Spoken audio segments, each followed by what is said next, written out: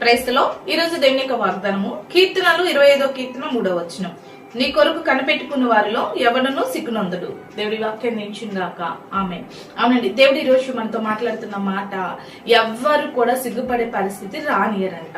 ఎందుకు దేవుడు మనల్ని సిగ్గుపడే పరిస్థితిలోనికి రానియకుండా ఉంటాను అంటున్నాడంటే, మన బాధలో లేదంటే మనం అనుభవిస్తున్న శోధనలో, ప్రతికూల పరిస్థితుల్లో నా దేవుడు ఉన్నాడు, నన్ను సిగ్గుపడనీయుడు, నా దేవుడు ఉన్నాడు, నన్ను అవమానపడనీయుడు, నా దేవుడు ఉన్నాడు, నాకు ఖచ్చితంగా సహాయం చేస్తాడని ఎవరైతే దేవుని కొరకు, దేవుని కార్యాల కొరకు కనిపెడతారో, దేవుని యొక్క వాక్యం సెలవిస్తుంది, దేవుని కొరకు కనిపెట్టి వారు సిగ్గుపడరంటండి. అవును, నువ్వు దేవుని కొరకు కనిపెట్టు, ఖచ్చితంగా నీ యొక్క ప్రతికూల పరిస్థితి విషయంలో దేవుడు నిన్ను సిగ్గుపడనీయుడు, నీ కుటుంబ విషయంలో దేవుడు నిన్ను సిగ్గుపడనీయుడు, నీ పిల్లల విషయంలో నిన్ను దేవుడు సిగ్గుపడనీయుడు, నీ భవిష్యత్ విషయంలో కూడా దేవుడు నిన్ను సిగ్గుపడనీయుడు.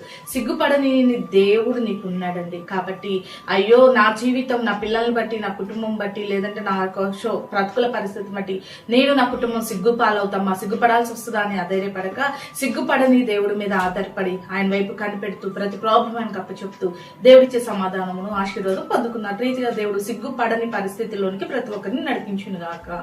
ఆమేన్. ప్రార్థన చేసుకుందామండి. సకల ఆశీర్వాదాల కారణభూతుడమైన మా ప్రియ పరలోకపు తండ్రి యేసు రాజా, ఈ యొక్క ప్రార్థనలకు ఇచ్చిన ప్రతి బిడ్డను కూడా మీరు జ్ఞాపకం చేసుకోండి. ఏ పరిస్థితిని అయితే పట్టి సిగ్గుపడాల్సి వస్తుందని బిడ్డలు భయపడుతున్నారో ఆ పరిస్థితులు వారి దగ్గర నుంచి పారిపోను దాకా సిగ్గుపడే పరిస్థితి తొలగించి గొప్ప సమాధానం, ఆశీర్వాదం దయచేయమని యేసు నామములో ప్రార్థిస్తున్నాము తండ్రి. ఆమేన్.